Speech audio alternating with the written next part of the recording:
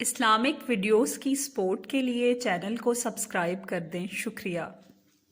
हज़रत अब्दुल्ला बिन उमर रज़ी अल्लाह ताला अन्हु हज़रत सल्लल्लाहु अलैहि वसल्लम का इरशाद नकल फरमाते हैं कि रमज़ान के लिए जन्नत को शुरू साल से अगले साल तक सजाया जाता है। फिर जब रमज़ान का पहला दिन होता है तो एक मखसूस हवा अर्श खुदावंदी के नीचे से जन्नत के पत्तों से गुजरती हुई खूबसूरत हूरों तक पहुंचती है तो वर्ष करती हैं, ए परवरदिगार, हमारे लिए अपने बंदों में से ऐसे जोड़े मुंतखब फरमा जिनसे हमारी आंखों को ठंडक नसीब हो और उनको हमारे ज़रिए से आंखों का चैन नसीब हो।